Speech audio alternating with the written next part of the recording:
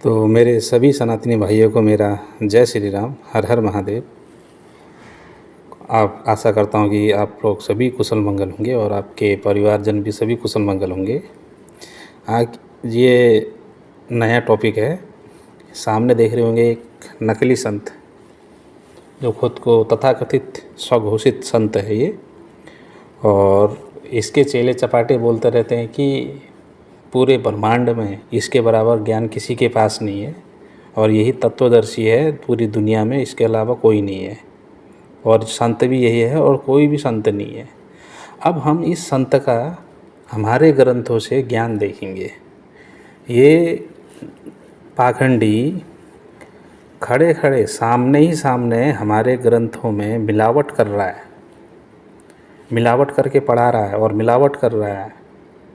और रामपाल के चेलों की इतनी हिम्मत नहीं है कि गुरुजी इसमें तो ऐसा कुछ लिखा नहीं जैसा तुम बता रहे हो, बोलने की हिम्मत नहीं है। तो इसे ही बोलते हैं अंधे गुरु और बहरे चेले। क्या है? बहरे चेले, कि गुरुजी ने जो कह दिया सो कह दिया। और हमारे ऊपर उल्टा ये लोग ये लगाते रहते हैं कि ना, कि हम लोग जो शास्त्र है हम लोगों ने पढ़े नहीं। और राम ये जो है, ये जो नकली पाखंडी है, इसने इसी जगह नहीं, इसने हर एक ग्रंथ में, हमारे हर एक शास्त्र में मिलावट करी और लोगों को परोसा। और कुछ लोग तो पहले से ही सनातन से वो करते थे बैर, वो लोग जाके फंसे, कुछ लालच में फंसे। ठीक है, तो सबसे पहले आप इसकी वीडियो देखिए और उसके बाद हम इसकी खाल उधेड़ते हैं, ज्ञान से खाल उधेड़ते हैं। ठीक है, आखिर वहाँ लिखा क्या है और ये पढ़ा क्या रहा है। नहीं, पढ़ ये ठीक रहा है, पढ़ ये ठीक रहा है, पर प्रॉब्लम ये हो गई कि उसने इसमें मिलावट कर दी, अपने तरफ से कुछ शब्द डाल दिए और कुछ शब्द वहाँ से हटा दिए। जो इसके हिसाब से सही नहीं बैठ रहा था उसको हटा दिया और अपनी तरीके से दो चार शब्द इसमें डालकर उसको मिला मुलू के एक घुट्टी पिला दी अपने अंधभक्तों को। और अंधभक्त वाह वाह वाह वाह, ये देखो तत्वज्ञानी, इन्हें बोलते हैं चप्पल छाप। ठीक है, चलिए पहले आप वीडियो देखिए इसकी। ये वहां प्रकट हो गया और इसने पूछा कि तुम्हारे मत मैंने जान ली है और आप जाओ, जो ससाद का पुरंजय नामक पुत्र है उसको युद्ध के लिए खड़ा कर लो, राक्षसों के आमने सामने खड़े हो जाओ और उसको तैयार कर लो। मैं उसके शरीर में प्रवेश करूंगा और राक्षसों को मार दूंगा। अब दिखाता हूं आप, ये देखिएगा श्री विष्णु पुराण, गीता प्रेस गोरखपुर से प्रकाशित है। ये है श्री विष्णु पुराण सचित्र हिंदी अनुवाद सहित, इसमें संस्कृत भी साथ है। अनुवादक है मुनीलाल गुप्त और गीता प्रेस गोरखपुर से प्रकाशित। प्रकाशक के एवं मुद्रक गीता प्रेस गोरखपुर, गोविंद भवन कार्यालय कोलकाता का संस्थान। ये है दूसरा अध्याय, अध्याय नंबर 2 और चतुर्थ अंश, ये चतुर्थ अंश और 233 पृष्ठ पे ये विष्णु पुराण। अब हम आपको यहाँ ले आते हैं, 233 पृष्ठ पे यहाँ से पढ़ेंगे। पूर्व काल में, त्रेता युग में एक बार अति भीषण देव असुर संग्राम हुआ, देवताओं और राक्षसों का। उसमें महाबलवान दैत्यगण से पराजित हुए देवताओं ने भगवान विष्णु की आराधना की। तब आदि अनंत सुन अशेष जगत प्रतिपालक श्री नारायण ने देवताओं से प्रसन्न होकर कहा, आप लोगों का जो कुछ अभिष्ट है वह मैंने जान लिया है, तुम जो चाहते हो मैं समझ गया। उसके विषय में यह बात सुनिए, रात ऋषि ससाद का जो पुरंजय नामक पुत्र है, उस अक्षत्रिय श्रेष्ठ के शरीर में अंश मात्र से यानी कुछ समय के लिए स्वयं अवतीर्ण होकर उन संपूर्ण दैत्यों का नाश करूंगा। अतः तुम लोग पुरंजय को दैत्यों के वध के लिए तैयार करो। ठीक हो गया। अब इसने क्या किया, पुरंजय को खड़ा कर दिया, देवताओं ने समझा बुझा के, और राक्षस भी सामने हो गए। ये काल जो है उस पुरंजय के अंदर प्रवेश कर गया, क्योंकि ये 1000 भुजा का 1000 कला का मालिक है। ब्रह्मा विष्णु महेश ये 16 कला के मालिक है, तो इसमें शक्ति ज्यादा, इसने उन सब राक्षसों को मार डाला। तो अब दूसरा उदाहरण देते हैं आपको। एक समय गंधर्वों का और नाग वंशियों का, नाग गोत्र के व्यक्तियों का आपस में युद्ध हो गया। तो गंधर्वों ने नागों को पराजित कर दिया और उनके सब धन लूट लिया। तो फिर नाग वंशियों ने यानी नाग गोत्र वाले व्यक्तियों ने इकट्ठे होकर भगवान विष्णु की आराधना की। फिर ये विष्णु रूप में काल प्रकट होगा। इसने कहा कि आप जाओ और ऐसे ही कुछ को तैयार करो, पुरुपुत्स को, उसको तैयार करो, उसके शरीर में प्रवेश करके मैं गंधर्वों का नाश कर दूंगा। अब देखो प्रमाण, ये है अध्याय नंबर 3 और चतुर्थ अंश श्री विष्णु पुराण पृष्ठ 242 पे, यानी चाहिएगा 3रा अध्याय। पूर्व काल में रसातल में मोने नामक 6 करोड़ गंधर्व रहते थे। उन्होंने समस्त नाग कुल के प्रधान रतन और अधिकार छीन लिए थे।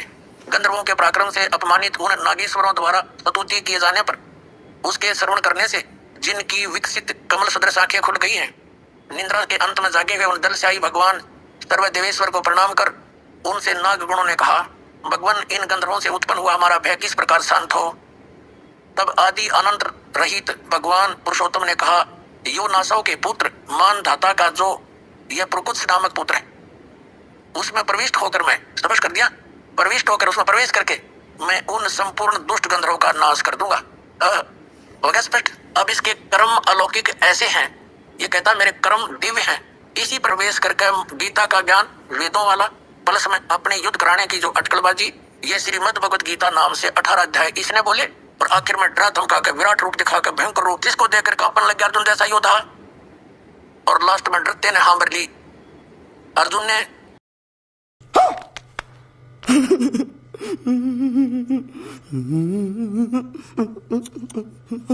तो आपने पूरी वीडियो देखी होगी और पूरी वीडियो देखकर आपको ये भी लगा होगा इसमें कि इसको तो हिंदी भी पढ़नी नहीं आती, तो ये संस्कृत का अर्थ कहाँ से करेगा। ठीक है, पर रामपाल के चेले बोलते रहते हैं तथोदर्शी, यहाँ तक कि इसको भगवान की भी उपाधि दे दी। अभी जेल काट के आया, 10-12 साल जेल काट के आया है।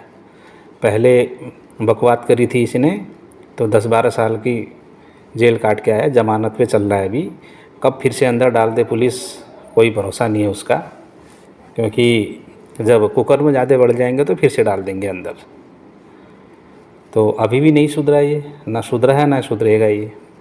ठीक है, तो इसने जो बताया कि जो ये विष्णु पुराण से पढ़ाया इसने, ये 2 कहानियाँ पढ़ाई इसने कि पुरंजय के शरीर में घुसकर मैं असुरों का नाश करूँगा। ठीक है, आपने देखा अच्छी से ये, और ये खुद पढ़ रहा है, ये गधा खुद पढ़ रहा है कि उन्होंने भगवान विष्णु की आराधना करी और भगवान विष्णु वहाँ पर आके, भगवान नारायण आके उन्होंने कहा कि मैं उनके शरीर में प्रवेश करके असुरों का नाश करूँगा। और इसने वहाँ पर क्या मिलावट कर दी, मिलावट ये करी इसने कि देखो घुस गया ना काल, ये काल है, देखो ये काल घुस गया, विष्णु रूप में आके काल घुस गया। प्रमाण मांगो इनसे तो बोलेंगे ना हमारे गुरुजी ने कहा है। वो काल है, कभी विष्णु के रूप में आ जाता है, कभी शिव के रूप में आ जाता है, कभी ब्रह्मा के रूप में, या कभी रामपाल के रूप में, कभी किसी के रूप में आ जाता है काल। प्रमाण मांगो तो हमारी जो जबान है वही प्रमाण है। तो ये क्या है, खुल्ला मिलावट कर रहा है सामने से ये नकली संत। और इनके चेलों में इतनी हिम्मत नहीं कि एक सवाल पूछ सके कि गुरुजी यहाँ पर तो ऐसा कुछ लिखा नहीं है। नहीं पूछेंगे ना, अंधभक्ति, ये सही बोलते हैं अंधभक्ति।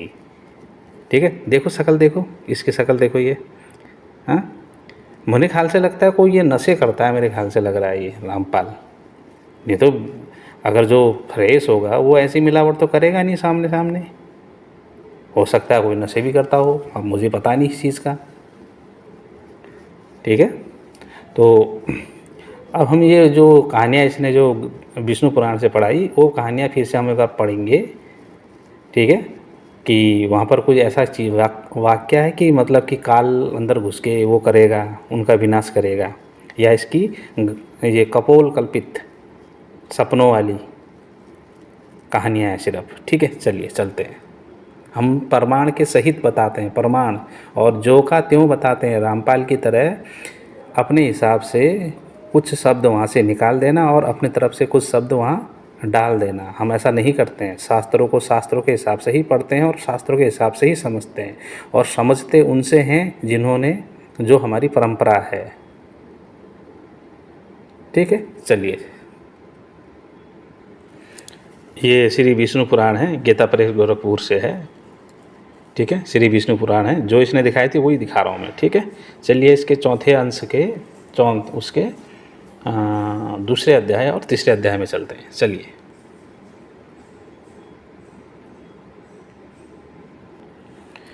ये देख सकते हैं श्री विष्णु पुराण चतुर्थांश आ चुका है, इसके हम द्वितीय अध्याय में चलते हैं। ठीक है, चलिए।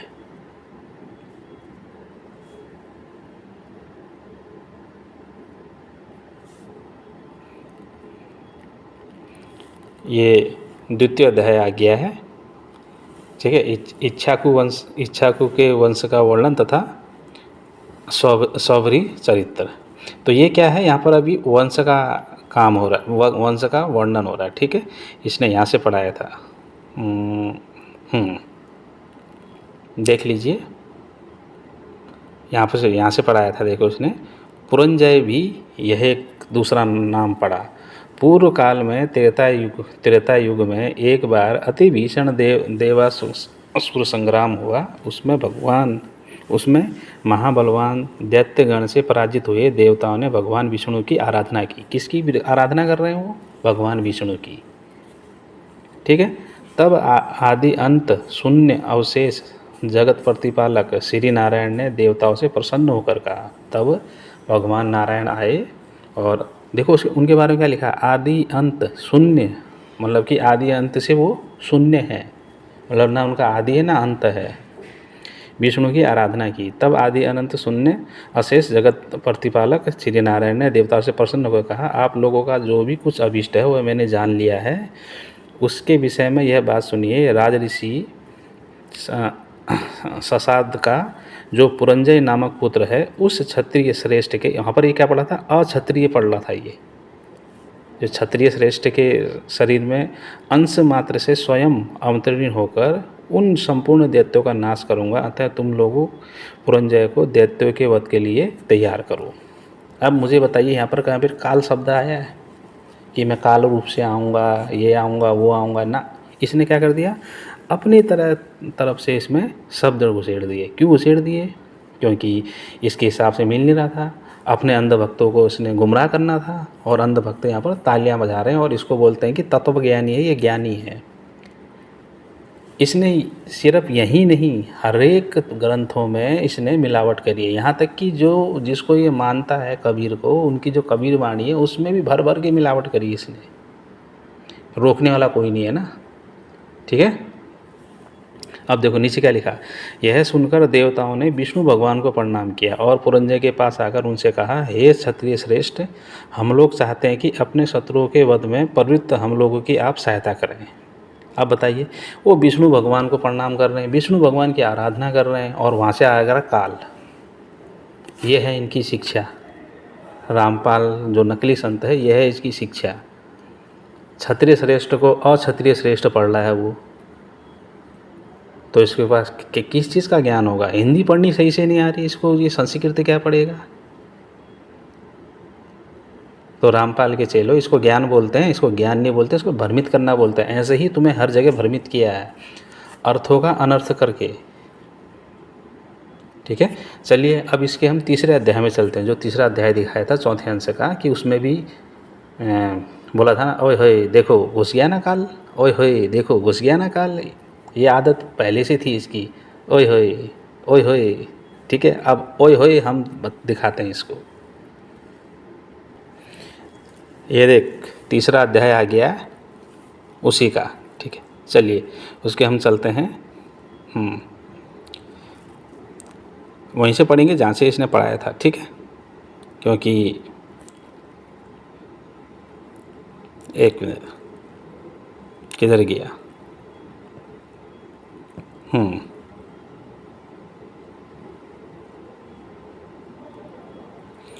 अब यहाँ से पढ़िए, प्रथम श्लोक से ही है। अब हम माधान्ता के पुत्रों के संतान का वर्णन करते हैं।